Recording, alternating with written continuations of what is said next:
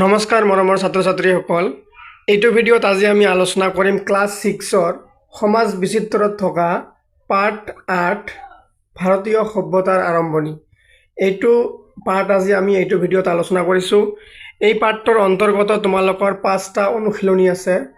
এই 5টা অনুশীলনীত থকা গোটেইখিনি প্ৰশ্নৰ উত্তৰ মই তোমালোকক লিখি দিছোঁ আৰু লাইন বাই লাইন বুজাই দিছোঁ।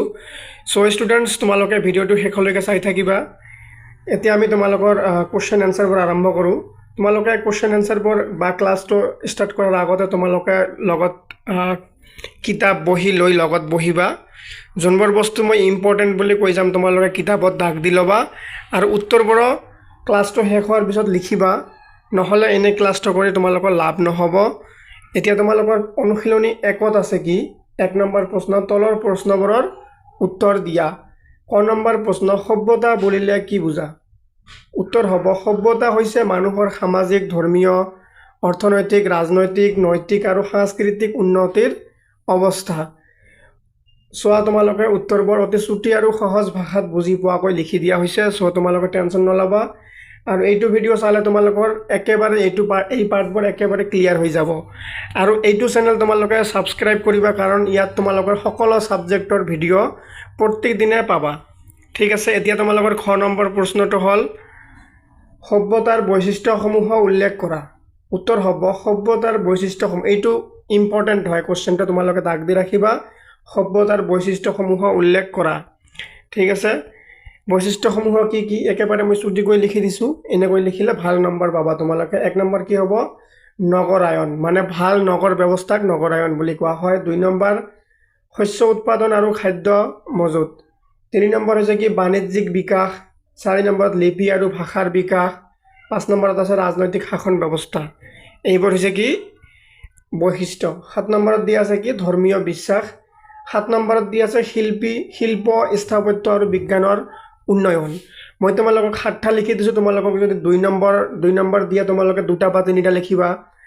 যদি 5 নম্বৰ দিয়ে তেনেহ'লে তোমালোকে 6টা বা 7টা লিখি দিবা বা 5টা লিখিলেও হৈ যাব। সেইকাৰণে মই আগতে তোমালোকক বেছিকৈ দি দিছোঁ। ঠিক আছে, তোমালোকে নেক্সট তোমালোকৰ প্ৰশ্নটো কি আছে নীল নদীৰ পাৰত কোনটো সভ্যতা গঢ়ি উঠিছিল?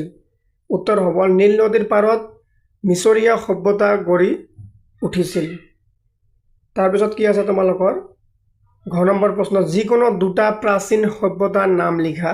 এইটো ইম্পৰ্টেণ্ট হয়। ঘ নম্বৰটো আৰু গ নম্বৰ 2টা প্ৰশ্ন ইম্পৰ্টেণ্ট হয়।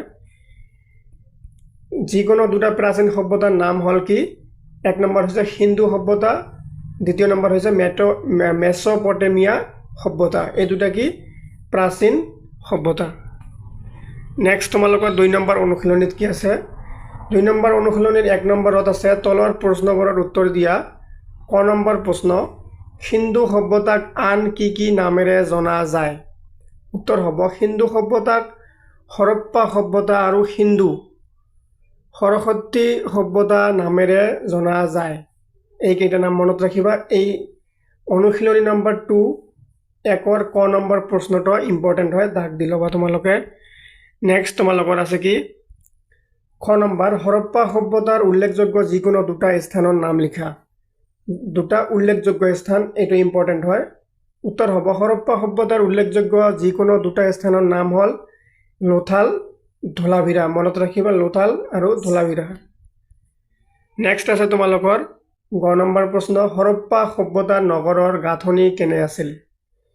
ইম্পৰ্টেণ্ট হয় প্ৰশ্নটো। হৰপ্পা সভ্যতাৰ নগৰবোৰক গাঁথনিৰ ফালৰ পৰা দুৰ্গ আৰু নামনি চহৰ এই 2 ভাগত ভগাব পাৰি।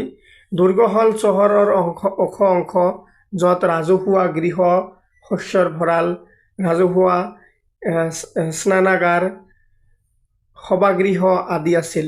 আনহাতে নামনি চহৰ আছিল সাধাৰণ প্ৰজাৰ বাসস্থান।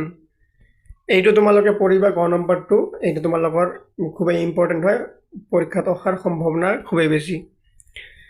নেক্সট 2 নম্বৰত দিছে তোমালোকৰ চমুটোকা লিখা। হৰপ্পা সভ্যতাৰ সময়ৰ কি সৰস্বতী নদী। এই হৰপ্পা সভ্যতাৰ সময়ত সৰস্বতী নদীৰ ওপৰত এটা কি টোকা লিখিব দিছে, মানে এইখিনি সময়ত এই নদীটোৰ অৱস্থা কেনেকুৱা আছিল তাৰে বিষয়ে লিখিব লাগে। ইয়াত 2টা দিয়া আছে। খ নম্বৰত কি আছে খ নম্বৰত আছে তোমালোকৰ ঘৰ দুৱাৰ আমি প্ৰথমতে ক নম্বৰটা কৰি ল'ম। ক নম্বৰত কি দিয়া আছে? সৰস্বতী নদী। হৰপ্পা সভ্যতাৰ সময়ত সৰস্বতী নদীৰ কাষত অসংখ্য ঠাই আছিল, যিবোৰক এতিয়া ভাৰতত ঘনাগাৰ আৰু পাকিস্তানত হকৰা বুলি অভিহিত কৰা হৈছে। এই নদীখনত বাৰিষাৰ সময়তে পানী থাকে। ঋগ্বেদত সৰস্বতী নদীৰ প্ৰথম উল্লেখ পোৱা যায়। তাৰপিছত তোমালোকৰ হৰপ্পাৰ সময়ৰ ঘৰ দুৱাৰ কেনেকুৱা আছিল এইটো লিখিব লাগে। হৰপ্পা সভ্যতাৰ সময়ত নগৰবোৰক গাঁথনিৰ ফালৰ পৰা দুৰ্গ আৰু নামনি চহৰ এই দুই ভাগত ভগাব পাৰি। দুৰ্গ হ'ল চহৰৰ ওখ অংশ, য'ত ৰাজহুৱা গৃহ, শস্যৰ ভঁৰাল, ৰাজহুৱা স্নানাগাৰ, সভাগৃহ আদি আছিল।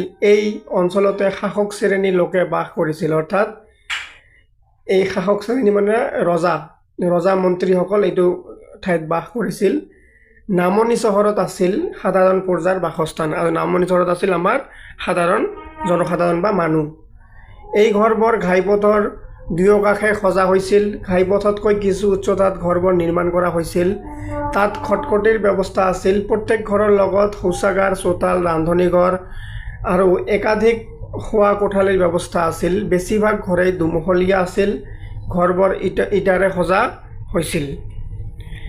এতিয়া আছে তোমালোকৰ ৰাস্তা ঘাটৰ বিষয়ে কি লিখিবা? হৰপ্পা সভ্যতাৰ অন্তৰ্গত চহৰবোৰৰ ৰাস্তা ঘাটবোৰ আছিল আহল বহল আৰু সাধাৰণতে ইটোৰ সিটোৰ সমান্তৰাল। মূল ঘাইপথৰ পৰা ওলাই অহা সৰু সৰু আলিবোৰ সমান ব্যৱধানত আন পথত লগ লাগিছিল। সমগ্ৰ চহৰখনৰ বাট পথবোৰ আয়তাকাৰে বিভক্ত হৈ আছিল। কিছুমান আলিবাট পোৰা ইটাৰে সজাৰ প্ৰমাণো পোৱা গৈছে। ৰাস্তাৰ ভাঁজবোৰ কোণযুক্ত নহৈ ধেনুভিৰীয়াকৈ সজা হৈছিল, যাতে জন্তুৱে টনা গাড়ী সহজে পাৰ হৈ যাব পাৰে। নেক্সট হ'ব তোমালোকৰ ঘ নম্বৰত কি আছে? জল নিষ্কাশন ব্যৱস্থা, অৰ্থাৎ ড্ৰেইন। এই আমালোকৰ টাউন চিটিত যে ড্ৰেইন থাকে পানী উলিওৱাৰ কাৰণে ৰাস্তাৰ কাষেদি, এইবিলাকক জল নিষ্কাশন ব্যৱস্থা বুলি কোৱা হয়।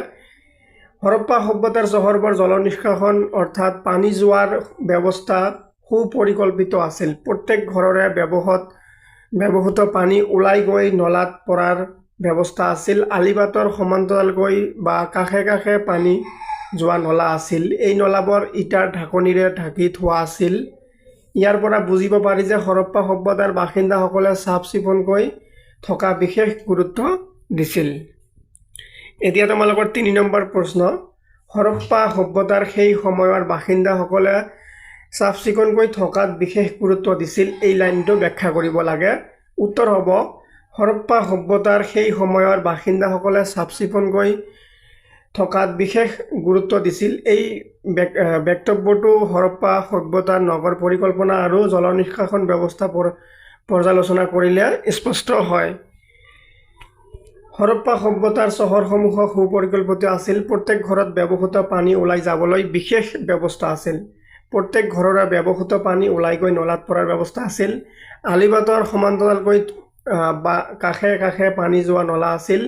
এই নলাবোৰ ইটাৰ ঢাকনিৰে ঢাকি থোৱা আছিল। ইয়াৰ পৰা বুজিব পাৰি যে হৰপ্পা সভ্যতাৰ বাসিন্দাসকলে চাফ চিকুণকৈ থকাত বিশেষ গুৰুত্ব দিছিল। ষ্টুডেণ্টছ, তোমালোকে ক্লাছবোৰ যদি চাই ভাল পোৱা আৰু যদি তোমালোকে বুজি পাই আছা, তোমালোকে নিজৰ নাম আৰু নিজৰ ডিষ্ট্ৰিক্টটো কমেণ্টত লিখিবা আৰু ইয়েছ বুলি লিখিবা যদি তোমালোকে বুজি পাই আছা। ঠিক আছে। ৩ নম্বৰ অনুশীলনীৰ ১ নম্বৰত আছে তলৰ প্ৰশ্নবোৰৰ উত্তৰ দিয়া। ক নম্বৰ প্ৰশ্ন, হৰপ্পা সভ্যতাৰ লোকসকল কি কি বৃত্তিৰ লগত জড়িত আছিল? উত্তৰ হ'ব, হৰপ্পা সভ্যতাৰ লোকসকল কৃষি, পশুপালন আৰু হস্তশিল্পৰ লগত জড়িত আছিল। বৃত্তি মানে কাম, কি কি কামৰ লগত জড়িত আছিল? কৃষি কৰিছিল, পশুপালন কৰিছিল, হস্তশিল্প মানে হাতৰ কাম, হাতেদি কিবা কিবি বনোৱা, সজোৱা, সেইবোৰ কাম। তাৰপিছত তোমালোকৰ খ নম্বৰ, হৰপ্পা সভ্যতাৰ লোকসকল কোন কোন অঞ্চলৰ লগত বাণিজ্যিক সম্পৰ্ক আছিল? উত্তৰ হ'ব, হৰপ্পা সভ্যতাৰ লোকসকলৰ মেচপটেমিয়া আৰু পাৰস্যৰ লোকসকলৰ লগত বাণিজ্যিক সম্পৰ্ক আছিল।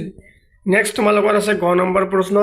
গ নম্বৰত দিয়া আছে বহিঃজগতৰ লগত হৰপ্পাবাসী বাণিজ্যিক সম্পৰ্ক কি কি প্ৰমাণ পোৱা যায়? উত্তৰ হ'ব, হৰপ্পা সভ্যতাৰ চিল মোহৰ, মাটিৰ পাত্ৰ আদিৰ অংশ বিশেষ মেচপটেমিয়া আৰু পাৰস্যৰ পৰা উদ্ধাৰ কৰা হৈছে। এনেদৰে উদ্ধাৰ হোৱা সামগ্ৰীবোৰে আন আন ঠাইৰ লগত হৰপ্পাবাসীৰ বাণিজ্যিক সম্পৰ্কৰ কথা প্ৰমাণ কৰে। তাৰপিছত তোমালোকৰ ঘৰ নম্বৰ প্ৰশ্ন, হৰপ্পা সভ্যতাৰ লোকসকলে কি কি শস্যৰ খেতি কৰিছিল? ইম্পৰ্টেণ্ট, ভেৰি ইম্পৰ্টেণ্ট হয়। হৰপ্পা সভ্যতাৰ লোকসকলে ঘেঁহু, বাৰ্লি, সৰিয়হ, শাক পাচলি, ফল মূল আৰু কপাহ আদি শস্যৰ খেতি কৰিছিল। এইটো কিন্তু ইম্পৰ্টেণ্ট হয়। আৰু ওপৰৰ এইটোও ইম্পৰ্টেণ্ট হয়। এই বাণিজ্যিক সম্পৰ্ক কাৰ কাৰ লগত আছিল এইখিনি ইম্পৰ্টেণ্ট হয়। আৰু তোমালোকৰ এইটোও ইম্পৰ্টেণ্ট হয়। কি কি শস্য কৰিছিল, খেতি কৰিছিল, এইটো ইম্পৰ্টেণ্ট হয়। নেক্সট প্ৰশ্ন, হৰপ্পা সভ্যতাৰ সময়ছোৱাত কোনবোৰ হস্তশিল্পৰ প্ৰচলন আছিল? ভেৰি ইম্পৰ্টেণ্ট প্ৰশ্ন হয়। হৰপ্পা সভ্যতাৰ সময়ছোৱাত পোৰা মাটিৰে নিৰ্মাণ কৰা সামগ্ৰী, সোণৰ অলংকাৰ, তাৰপিছত তোমালোকৰ তামৰ বাচন বৰ্তন, ব্ৰঞ্জৰ সঁজুলি, বয়ন সামগ্ৰী, ইটা, কাঠৰ বস্তু, নাও আদি হস্তশিল্পৰ প্ৰচলন আছিল। 6 নম্বৰত দিয়া আছে তোমালোকৰ কিহৰ ওপৰত ভিত্তি কৰি হৰপ্পা সভ্যতাৰ লগত মেচপটেমিয়া আৰু ৰোমান সভ্যতাৰ সম্পৰ্ক আছিল বুলি ক'ব পাৰি? উত্তৰ হ'ব বিভিন্ন খননত পোৱা বিদেশী সামগ্ৰী, চিল, মোহৰ ঘাটি, মাটিৰ পাত্ৰ আদিৰ ওপৰত ভিত্তি কৰি আমি ক'ব পাৰোঁ যে হৰপ্পা সভ্যতাৰ লগত মেচপটেমিয়া আৰু ৰোমান সভ্যতাৰ সম্পৰ্ক আছিল। উত্তৰবোৰ অতি চুটিকৈ আৰু সহজ ভাষাত লিখি দিয়া হৈছে। তোমালোকে এবাৰ নিজে পঢ়িলে গম পাবা, বুজি পাবা। আৰু ছেম এনেকৈ লিখিলে টিচাৰবোৰে বহুত বেছি মাৰ্ক দিয়ে। ঠিক আছে। তাৰপিছত তোমালোকৰ চমু টকাত দিয়া আছে, চমু টকা লিখা হৰপ্পাকালীন জীৱিকা।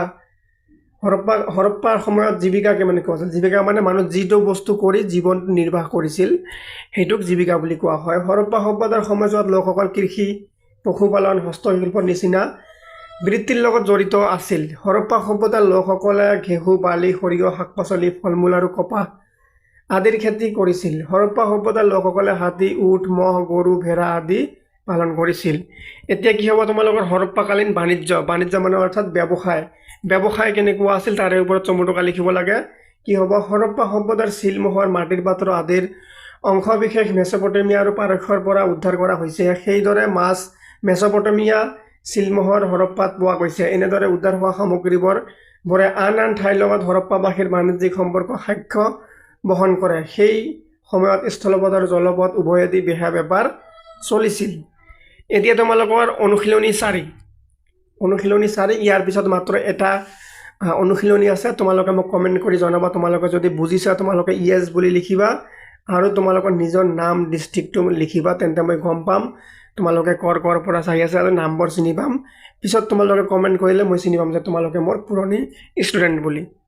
1 নম্বৰ তলৰ প্ৰশ্নবোৰৰ উত্তৰ দিয়া। ক নম্বৰত আছে ইউনিকৰ্ণ কি? উত্তৰ হ'ব হৰপ্পাৰ চিলমোহৰবোৰত এশিঙীয়া জন্তু এবিধৰ প্ৰতিচ্ছবি দেখা যায় যাক ইউনিকৰ্ণ বুলি কোৱা হয়।